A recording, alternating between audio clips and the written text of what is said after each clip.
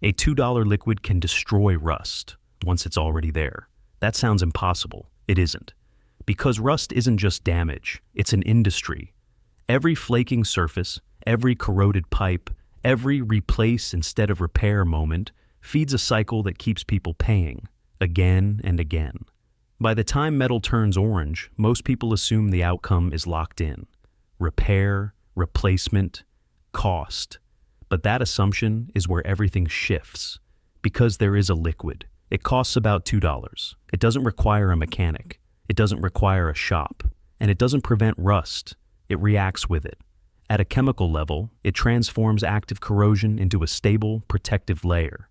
The damage doesn't just slow down. It changes form. On paper, that shouldn't be enough. A $2 fix for a problem that drives massive repair cycles across entire industries shouldn't exist. And yet, it does. Which raises a more uncomfortable question. If a solution this simple can neutralize something this widespread, why isn't it what most people reach for first? Not unknown, not restricted, not complicated, just strangely absent from the places you'd expect. Welcome to Trust No Instinct. If questioning incentives matters to you, subscribing keeps this thinking alive. This isn't new. The chemistry behind this has been understood for a long time, long before it ever appeared in consumer products. Long before rust removal became something you buy in a bottle, there was already a different approach. Don't remove it, transform it. Because rust isn't just damage, it's a chemical state, and that means it can be changed.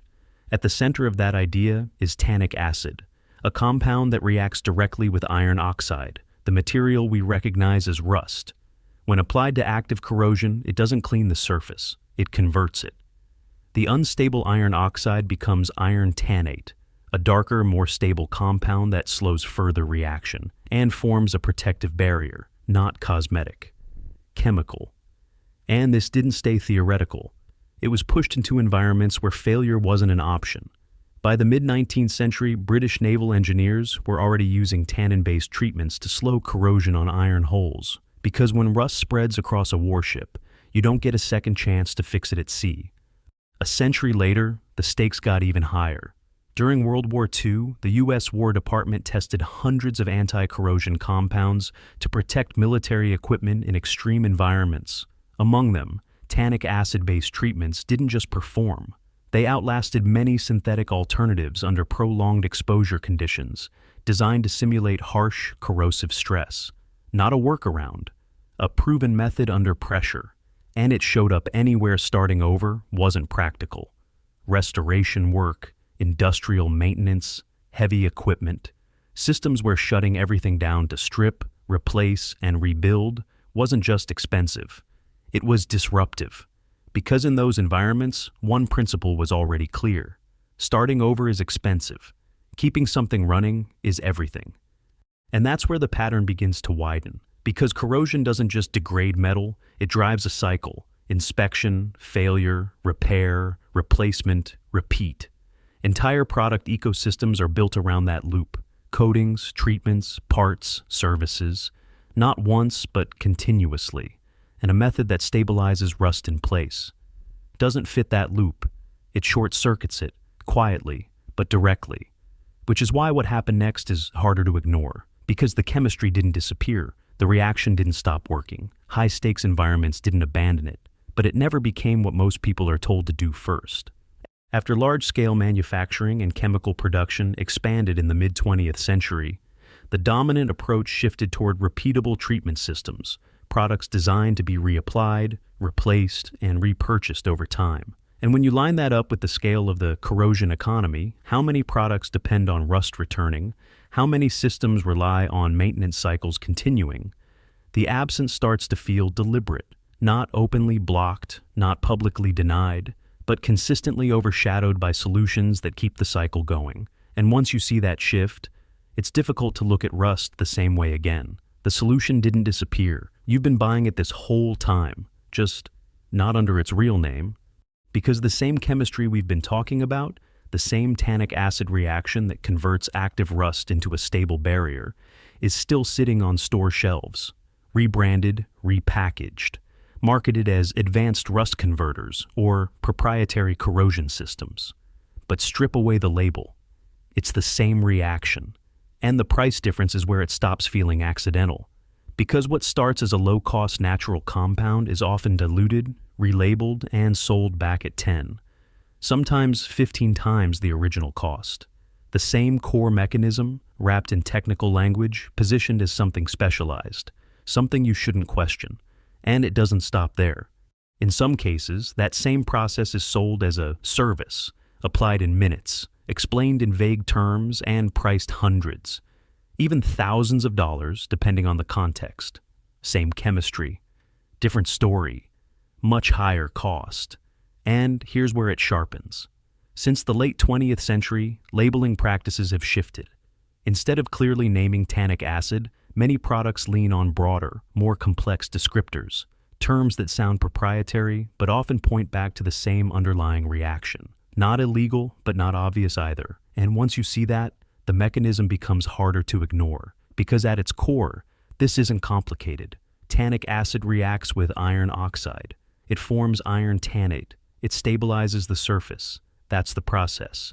And in its simplest form, it can be recreated. Carefully, precisely, without branding.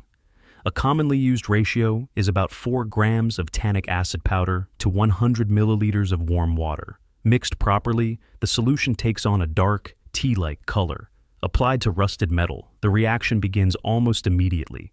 Within minutes, the surface shifts from reddish-orange to a darker blue-black as iron tannate forms. Not paint, not coating. A chemical conversion.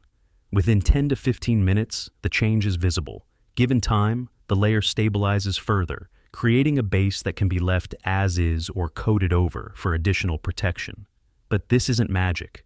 Surface preparation still matters. Thick, flaking rust needs to be reduced so the solution can reach the active layer beneath. Coverage needs to be even. And expectations need to be realistic. It stabilizes rust. It doesn't restore metal that's already gone. Still, once you understand the reaction, the pricing, and the packaging, it becomes a different kind of question. Not how to fix rust, but why the simplest version of that fix was made to look like something you had to buy back at a premium. And this is where it stops being about chemistry and starts becoming about incentives. Because once you understand that a $2 compound can stabilize active rust, the entire repair cycle starts to look different, not just for you, but for the system built around it. Rust doesn't just damage metal, it generates demand. Every time corrosion reappears, something gets sold, a new coating, a replacement part, a service package, a treatment plan. The cycle resets and the transaction repeats. Inspection, failure, repair, replacement, repeat. That loop isn't accidental, it's the foundation, because a problem that comes back is a problem that pays, and a solution that stops it from progressing, disrupts that flow, quietly, but completely. This is where things start to feel uncomfortable, because the value of most corrosion-related products isn't in eliminating the problem permanently. It's in managing it, slowing it, keeping it just controlled enough that it doesn't fail immediately, but not resolved enough that it never returns. That balance sustains the system, not a conspiracy, a structure. But structures have priorities, and a method that converts rust into a stable layer, one that doesn't need constant reapplication, one that reduces the need for repeated intervention, doesn't align with those priorities. It reduces touch points, it reduces repeat purchases, it reduces dependency, and that creates tension, because from a user perspective, that's efficiency. From a system perspective, that's erosion of revenue, so the market adapts, not by removing the chemistry, but by repositioning it, wrapped in branding, diluted into product lines, embedded inside systems that reintroduce the need for maintenance. Same reaction, different role. Instead of ending the cycle, it becomes part of it, and over time, that shift becomes invisible, because most people never see the underlying mechanism. They see categories, products, instructions, recommendations that feel standard because they've always been there. But if you trace it back, the core solution never required that complexity. And this is the part most people don't sit with long enough, because once you see how a simple, low-cost method interacts with a high-frequency maintenance cycle, the pattern becomes harder to ignore, not because anyone needs to hide it in plain sight, but because the system doesn't need to promote what disrupts it. And that distinction matters because it changes the question from, how do I deal with rust when it shows up, to, why was I never shown the version that changes what happens next? And once that question settles in, it doesn't just apply to rust, it starts to echo across other problems, other products, other systems built on the same quiet loop. And that's where the perspective shifts, not dramatic, not loud, but difficult to reverse. So, what does this actually look like in the real world? Not theory, not branding, a result you can point to. In 2019, a mechanic in Montana tested this on something most people would have given up on, a rusted truck frame from the late 90s, heavy corrosion, years of exposure, the kind of damage that usually leads to one conclusion: replace it or let it fail. Instead, he treated part of the frame with a tannic acid-based solution, not the whole thing, just a section. The rest was left untreated. Then winter came, road salt, moisture, freeze-thaw cycles, the exact conditions that accelerate corrosion faster than almost anything else. Month after month, both sections were exposed to the same environment, and that's where the difference showed up. Within the first year, the untreated metal began rusting again, spreading, flaking, degrading just like before. But the treated section didn't behave the same way. The surface had darkened, stabilized. The corrosion didn't continue to expand in the same pattern, same truck, same winter, different outcome. And the process behind it wasn't complicated. You're not removing rust. You're changing what it is. Loose flaking layers are reduced so the solution can reach active corrosion. Then it's applied evenly across the surface. Within minutes, the color begins to shift, orange turning to deep blue-black as iron oxide converts into iron tannate. You can see it happen. And once it sets, the surface stops behaving like active rust. No machinery, no complex system, no built-in repetition, just a reaction doing exactly what it's supposed to do. I need to be completely honest here. This doesn't reverse structural damage. If the metal is already weakened to the point of failure, cracking, thinning, breaking apart, this won't rebuild it.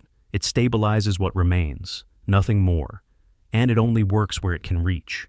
If corrosion is sealed beneath layers, hidden inside joints, or completely inaccessible, the reaction can't take place. This is not a universal fix. It's a precise one. But within that scope, it does something most people never expect. It stops rust from continuing once it's already begun. So, in the end, this was never just about rust. It was about what happens when a simple solution collides with a system built on repetition. Because nothing you've seen here is hidden in the traditional sense.